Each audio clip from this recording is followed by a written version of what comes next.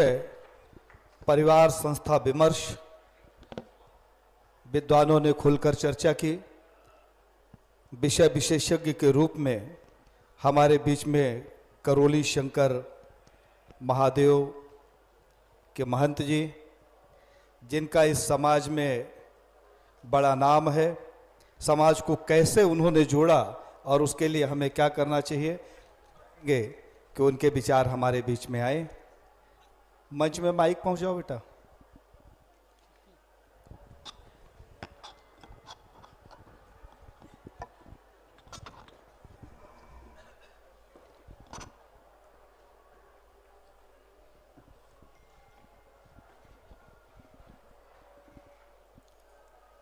प्रातः स्मरणी हमारे परम पूज्य गुरुदेव पंडित श्री राधा और अपनी माँ कामरू कामाख्या को नमन करते हुए हमारे धर्म के सर्वोच्च महागुरु जिनके चरणों में इस समय हम सभी बैठे हुए हैं और मार्गदर्शन की अपेक्षा करते हैं, हमारे शंकराचार्य जी, आपके चरणों में सादर दंडवत प्रणाम करता हूँ, स्वीकार करें। आप सभी को नमन करता हूँ जो इस संसद को चलाने में सहयोग कर रहे हैं। मुझे अवसर दिया बोलने के लिए, इसके बहुत बहुत आपको आभार प्रकट करता हूँ। सबसे आपका ऋणी रहूँगा अपनी बात रखने के लिए। अगर मुझसे कोई गलती हो जाए तो मुझे क्षमा करेंगे। बालक हूँ आपके सामने, लेकिन जितनी बात करूँगा अनुभव की बात करूँगा, किताबों की कोई बात आपसे नहीं करूँगा।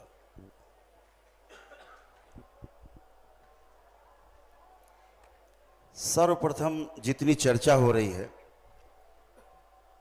यह चर्चा इसलिए सार्थक है क्योंकि धर्म को जानने वाला ही धर्म संसद चला सकता है और धर्म की व्याख्या कर सकता है, और इसलिए मैं शरण में आया हूं। मैंने उन सभी धर्म संसदों से किनारा किया है जो धर्म के बारे में कोई ज्ञान नहीं करते, ज्ञान रखते भी नहीं, राजनीतिकरण करते हैं। हमने छोटी सी बात समझी अपने जीवन काल में अनुभव से कि हमारे महापुरुषों ने जिस सर्वोच्च स्थान पर आप विराजमान हैं, यहाँ से जो हम हिंदू संस्कृति को मानने वाले सनातनी, हमारे महागुरुओं ने 4 आश्रम मानव जाति को सभ्य बनाने के लिए, सभ्य बना करके उनको अंत में 84 लाख योनियों के जन्म मरण के बंधन से मुक्त तक करने के लिए व्यवस्था बनाई थी। आज जो भी हम रोना रो रहे हैं, यह रोना उसी का है कि हमने उन 4 आश्रम को मानने से इनकार कर दिया है। यह अपराध हमने किया है, उस अपराध का दंड प्रत्येक परिवार भुगत रहा है। सबसे बड़ा अपराध किया है। बात परिवार से शुरू होती नहीं है। जितना मैंने जाना है, परिवार की व्यवस्था स्वयं से शुरू होती है। जब तक स्वयं में समाधान नहीं होगा, परिवार में समृद्धि नहीं आएगी। परिवार में समृद्धि नहीं आएगी तो समाज में अभय कभी भी नहीं आएगा, और अगर समाज में अभय नहीं आएगा तो हम इस अस्तित्व में सह अस्तित्व पूर्वक जीने का गुण अपने अंदर कभी भी नहीं ला पाएंगे। हमेशा असफल रहेंगे और शोषण करेंगे। लेकिन अगर हम स्वयं में समाधानित हो जाएं, अपने गुरुओं के मार्गदर्शन में, अपनी संस्कृति के मार्गदर्शन में, तो परिवार में समृद्धि अपने आप आती है। समाज में अभय आएगा ही। जब हर परिवार में समृद्धि होगी तो परिवार में अभय आएगा ही आएगा, और परिवार में जब अभय होगा तो हम पूरे अस्तित्व में सह अस्तित्व पूर्वक बिना प्रकृति के साथ छेड़छाड़ किए उसका पोषण करेंगे वह भी सुरक्षित रहेगा और हम भी सुरक्षित रहेंगे। आज एक बात मुझे उद्वेलित कर गई। अभी हमारे बीच में एक संत हमारे परम आदरणीय बोल रहे थे, परिवार के बारे में बहुत विखंडन हो गया है। कारण क्या है? सबसे पहला कारण रहा हमारे परिवारों का विखंडन होना। विखंडित क्यों हुए? क्योंकि हमने स्वयं को पहचाना नहीं, स्वयं में समाधानित नहीं हुए, प्रश्न बने रहे, प्रश्न रहे तो दुख बने रहे, दुख बने रहे तो हमने अलग रह करके उन दुखों से छुटकारा पाने की कोशिश की, दुख और बढ़ गए। यह जो परिवार टूटे, इसके पीछे सबसे बड़ा कारण हमारे देश के अंदर पाश्चात्य संस्कृति का वाहक टेलीविजन आया। टेलीविजन आया तो हमारे दादा दादी की जो उपयोगिता थी हमारे परिवार में, वो समाप्त हो गई। दादा दादी की उपयोगिता समाप्त होते ही हम टेलीविजन हमारा दादा दादी बन गया बच्चों का। मैंने अनुभव किया अपने स्वयं में, मुझे कोई संस्कार पूरे पूरे अपने माता पिता से नहीं मिले। 90% संस्कार मुझे अपने दादा दादी से मिले, उनके साथ समय बिताया है। जो भी यहां उम्र दराज लोग बैठे हैं, उन्हें सुख प्राप्त हुआ है, ये सौभाग्य प्राप्त हुआ है। माता पिता तो बहुत दूर रहते थे, खेलना कूदना दादा दादी के साथ होता था, पका हुआ फल होता था वो, और पके हुए फल से सीधे कच्चे फल में ट्रांसफॉर्मेशन होता था विचारों का। आज बहुत दुख का विषय है कि टेलीविजन से बात और आगे बढ़कर के मोबाइल पर आ गई। हर बच्चे के हाथ में मोबाइल हो गया, दुख और बढ़ गए। और दादा दादी जेब में पड़े रहने लग गए, एक जेब में दादा, एक जेब में दादी, 2 मोबाइल हो गए डाल के रखे हुए। संकट और बढ़ गए हैं। हमारे इस देश में परंपराएं बहुत मजबूत रही हैं। हम बहुत सौभाग्यशाली हैं कि उन परंपराओं में जीने का मौका मिला और आज भी अपने को ऐसा जी पाते हैं और उसका सुख पाते हैं। मैंने अनुभव से जाना, सार्वभौमिक सिद्धांत है, मैं सुखी रहना चाहता हूं और सारा संसार, प्रत्येक व्यक्ति सुखी ही रहना चाहता है। मुझे आज तक एक व्यक्ति किसी भी धर्म का, किसी भी जाति का, किसी भी वर्ण का, किसी भी समुदाय का, किसी भी देश का दुखी रहना नहीं चाहता। यह सार्वभौमिक सत्य है, हर व्यक्ति सुखी रहना चाहता है। फिर कहां फंसाव है कि हम दुखी ही रहते हैं। कुछ व्यक्ति सफल हो जाते हैं तो सुखी रहने का रास्ता ढूंढ लेते हैं, लेकिन कभी सुखी और कभी दुखी और कभी सुखी और कभी दुखी ऐसा जीते हैं। यह भी मॉडल नहीं है, यह स्वीकार नहीं है। हमारे महापुरुषों ने सुख को निरंतरता में जीने का रास्ता बताया था। चारों आश्रम में जी करके सुख की निरंतरता पाई जा सकती थी। सुख की निरंतरता अर्थात बिना दुख के जीना, अर्थात आनंद में जीना। ये हमें गुरुओं से रास्ता मिला था, जिसे हमने छोड़ दिया अपनी पाश्चात्य सभ्यता की होड़ में, और इसको फैलाया उन तथाकथित समाज सुधारकों ने, उन तमाम प्रपंच करने वाले लोगों ने छद्म रूप रख करके, लच्छेदार बातों में आपको फंसा करके और धर्म से आप सबको विमुख किया है। ये अपराध उन्होंने किया है। लेकिन इस धर्म संसद में मैं आपसे कहना चाहूंगा सभी से कि अपने परम पूज्य गुरुदेव पंडित श्री राधारमण जी मिश्र का जो हमें आशीर्वाद मिला, उनसे जो हमें प्रसाद मिला, उसको हम सफलतापूर्वक दूसरों को दे पा रहे हैं। वह क्या है? समस्याओं पे चर्चा हर जगह होती है। मुझे लगता है समाधान के साथ चर्चा होनी चाहिए। अगर मेरे पास प्रश्न है तो उनका समाधान भी मेरे पास प्रस्ताव के रूप में होना चाहिए। मैं अपना प्रस्ताव इस धर्म संसद में परम आदरणीय स्मरणीय अपने शंकराचार्य जी के समक्ष प्रस्तुत करना चाहूंगा अनुमति के साथ।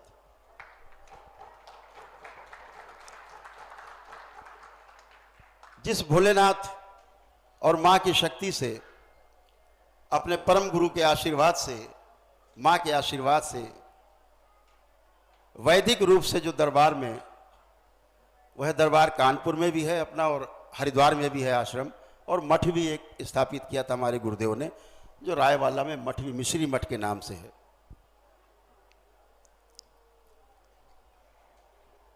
दरबार ने वह वैदिक विधियां पुनर्जीवित की हैं,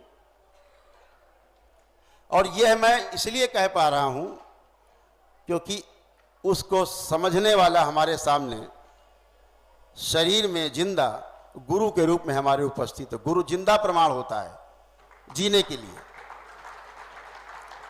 गुरु है ही इसीलिए कि हम आशान्वित रहें कि मेरा गुरु अगर इस प्रकार से जी सकता है साहस के साथ, तो इसी साहस के साथ मैं भी जी सकता हूं। विषयांतर होगा थोड़ा सा। मैं आचार्य जी को मैं बहुत बड़ा फैन रहा हूं बचपन से आपका। आपके मैंने उस साहस को देखा है सन्यासी के रूप में, जो जिस साहस किया। ओम। धर्म की समाज के सामने व्याख्या करने के लिए बहुत बड़े साहस की आवश्यकता है। बहुत गर्व के साथ मैं कह सकता हूं, वह साहस केवल आप में विद्यमान है, केवल आप में है, जो आप साहस के साथ अपनी बात को निर्भीकता पूर्वक कह पाते हैं, और नवयुवक आपको बहुत अनुसरण कर रहा है। मेरे जैसे लोग अगर आपकी शरण में हैं तो समझ लीजिए कि लाखों नवयुवक आपकी शरण में हैं, आपकी बात को सुनता है। आपने जो लाठियां खाई खड़े होकर के निर्भीकता पूर्वक अपने साथियों को, शिष्यों को बचाने के लिए, वो दृश्य मैंने टेलीविजन पर देखा है। यह साहस अब नहीं है। बचाने के लिए शिष्य आएंगे, शिष्य लाठी खाएंगे, लेकिन मेरे गुरु को लाठी खाते हुए शिष्यों के लिए मैंने पहली बार किसी को देखा था टेलीविजन। तब मुझे पहली बार ये लगा था, मैं अपने दरबार के जो हमारे साथी हैं उनमें चर्चा करता हूँ, आपके पीछे की चर्चा कर पाता हूँ, गर्व से कर पाता हूँ। आप लोग भी तमाम साथी जाते हैं मेरे पास तो चर्चा करता हूँ। धर्म में जीने के लिए बहुत बड़ा साहस चाहिए, और वो जो साहस है वो सरलता का साहस है, सहजता का साहस है। उस सहजता में, सरलता में जीने के लिए बहुत बड़े साहस की आवश्यकता है। दरबार ने वो विधि जो हमें महापुरुषों से मिली, हमारे ऋषि मुनियों से मिली, दरबार ने विकसित की, और आज दरबार गर्व से कह सकते हैं 400 प्रकार के ऐसे मानसिक न्यूरो के रोग हैं जो शरीर पर अपना प्रभाव पूरा छोड़ते हैं, और इस आधुनिक चिकित्सा विज्ञान के पास रोग का ना तो निदान है और ना कोई निवारण है। डायग्नोसिस भी नहीं है और ट्रीटमेंट भी नहीं है।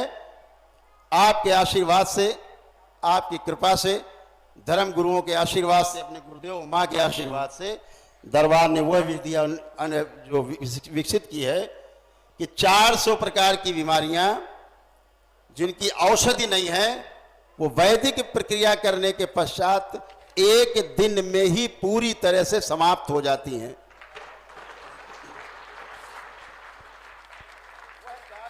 की जो वह 400 प्रकार की बीमारियां हैं, मैं चाहूंगा मंच पर हमारे जो संसद के सचिव महोदय हमारे हैं, बीच में है पांडे जी, उनको दी जाएं, जो हमारे सर्वोच्च गुरु को ये समर्पित की जाए, जिस पे वो दृष्टिपात करेंगे। इस पे उनसे बाद में अलग से हम एक अपराध करेंगे, कभी समय लेकर के आपसे चर्चा करना चाहेंगे 5 मिनट के लिए। यह 400 प्रकार की बीमारियां हैं। जिस परिवार के आप संकट की बात कर रहे हैं, दरबार में आने के बाद बच्चे कभी भी भविष्य में मोबाइल को नहीं छू सकते। एक दिन की उस वैदिक प्रक्रिया के पश्चात बच्चे मोबाइल को छू नहीं सकते। आपके सामने मैं करके दिखाऊंगा, आपके समक्ष आप रखेंगे। तमाम लाखों शिष्य आपके भक्त हैं, लाखों की संख्या में हो, अनुष्ठान के द्वारा यह प्रक्रिया करेंगे, अपने ही प्रार्थना और संकल्प से उनका सब छूट जाएगा। सदा के लिए छोड़ू। नशा कोई भी करता हो, किसी भी प्रकार का नशा हो, एक दिन के ही उस वैदिक कार्यक्रम में सामूहिक रूप से पूरे परिवार से नष्ट हो जाता है, पूरे डीएनए से। एक ही दिन में तलाक लेने वाले स्त्री पुरुष आप दरबार में बिठाइए, ऐसे 100 जोड़े बिठाइए जिनके तलाक चल रहे हों। आपके चरणों में निवेदन करते हुए बहुत गर्व हो रहा है मुझे कहने का, साहस कर पा रहा हूं, एक दिन के बाद वो जा करके अपनी तलाक की अर्जी वापस लेंगे। बच्चे जो माता पिता से विमुख होते हैं, चिड़चिड़ापन रहता है, घर से भागने का मन करता है, शादी विवाह करने का मन नहीं करता है, उस एक दिन के वैदिक अनुष्ठान के पश्चात आपके समक्ष खड़े होकर के बोले, यही बोलेंगे, परम गुरु महागुरु हम शादी के लिए तैयार हैं, विवाह करने के लिए तैयार हैं।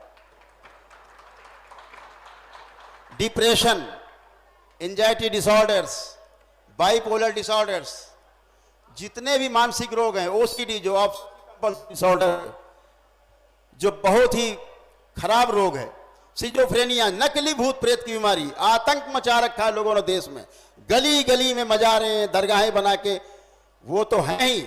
हमारे कुछ नकली लोग गेरुआ कपड़े पहन के, सफेद वस्त्रधारी, कुछ सर मुड़ा के हमारी तरह, कुछ बड़े बड़े दाढ़ी बाल रखा करके, और गंदे तरीके से परिवारों को नष्ट करते हैं, भूत प्रेत के नाम पे लोगों को डराते हैं और उन परिवारों को गलत दिशा देते हैं। महाराज श्री, एक दिन के बाद कोई भूत प्रेत आता नहीं दरबार में आने के बाद कभी जीवन में। कम से कम हमारे YouTube चैनल पे 15,000 से ज्यादा वीडियोस पड़े हुए हैं।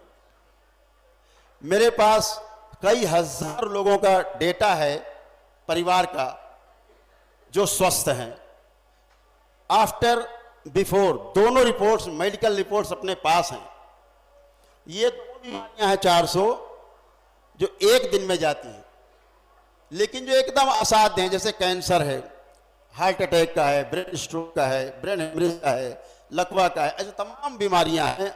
जो ऑटिज्म है, सीपी चाइल्ड है, सेरेब्रल पाल्सी होती है, या डाउन सिंड्रोम्स हैं, इसके भी हजारों बच्चे दरबार से अपने माता पिता के संकल्प से स्वस्थ हो चुके हैं और बाकी स्वस्थ हो रहे हैं। सबका रिकॉर्ड हमारे पास है।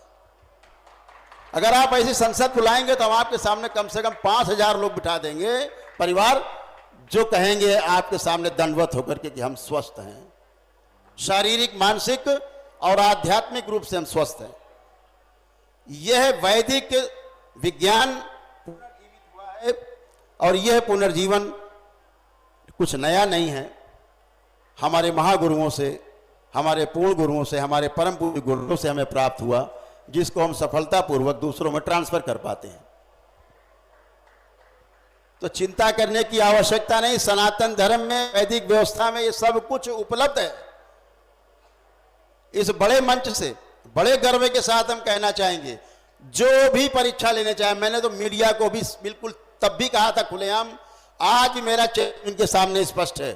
अभी जब बुलाया मुझे एबीपी न्यूज ने, तब भी मैंने कहा कि मेरा चैलेंज आप सबको पूरे मीडिया, आज भी है, कल भी था और हमेशा रहेगा, पूरे मैदान में बुलाइए 100, 200, 500, 1000, 2000 परिवार, और एक दिन में इन 400 बीमारी से छुटकारा नहीं पाए, अगर एक परिवार का एक बच्चा रह जाए, एक बच्चा हजारों में, उसी दिन दरबार बंद कर दूंगा, दरबार चलेगा ही नहीं। मुझे गलत साबित करो।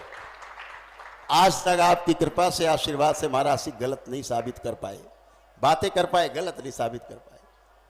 बहुत कुछ है, बहुत कुछ कहना, समय की मर्यादा है, और कभी जरूर हम आपके बीच में परिवार की परंपरा के बारे में बहुत कुछ कहना चाहता हूँ।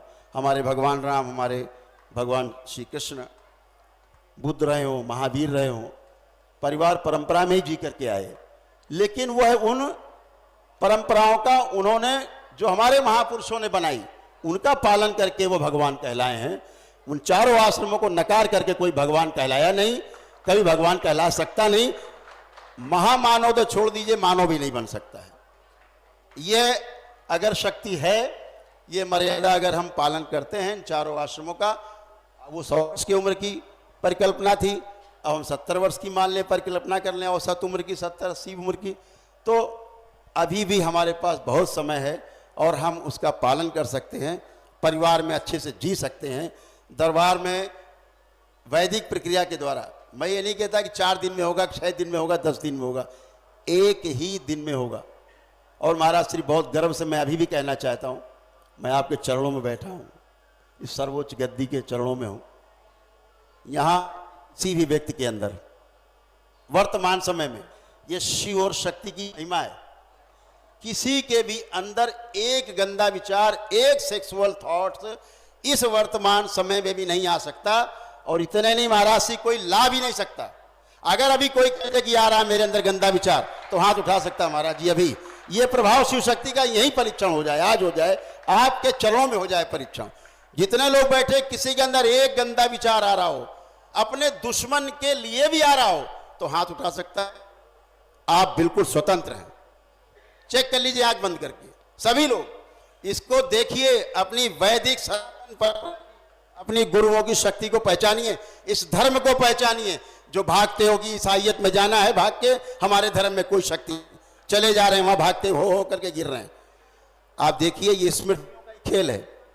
अगर गंदी स्मृतियां नष्ट की जाएं, परिवर्तित कर दी जाएं, स्तंभित की जाएं, यह तंत्र में व्यवस्था है, क्योंकि तंत्र स्वयं में व्यवस्था है, आप में कभी नहीं आ सकता। सब जितने बैठे हैं सब सभी लोग देख सकते हैं।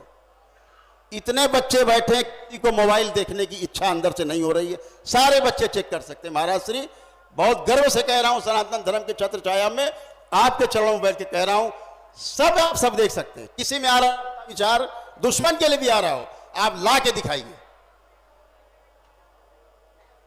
पूछ लीजिए महाराज से, किसी में आ रहा हो, आ नहीं सकता। और जब वैदिक प्रक्रिया करेंगे तो क्या होगा?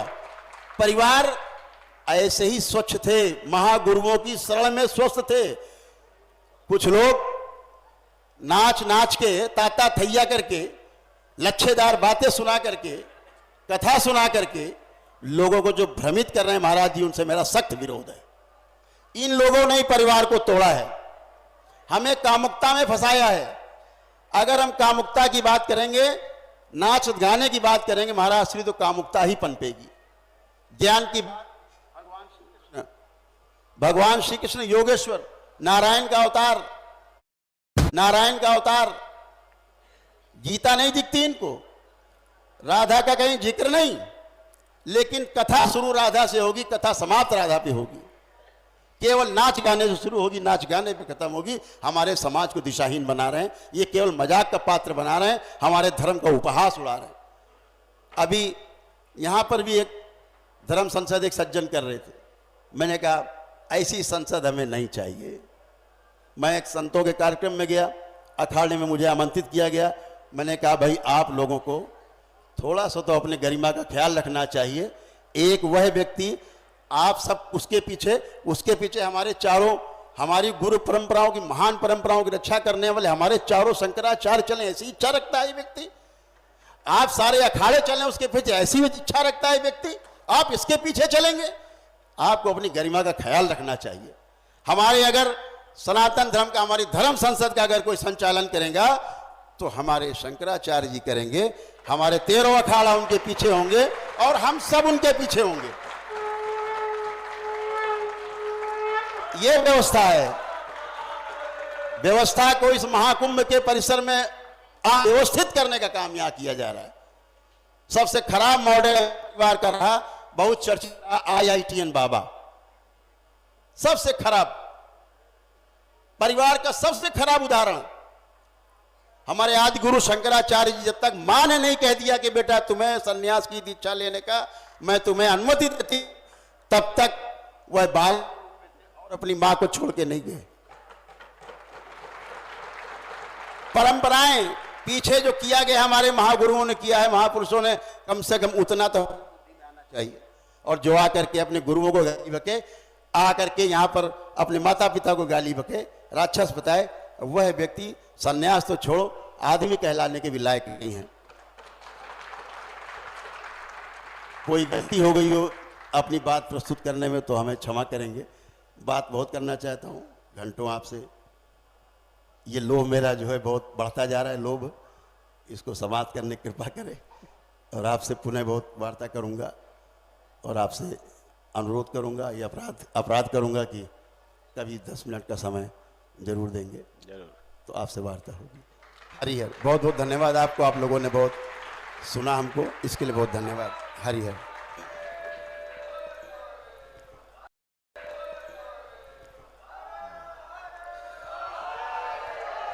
पूज्य श्री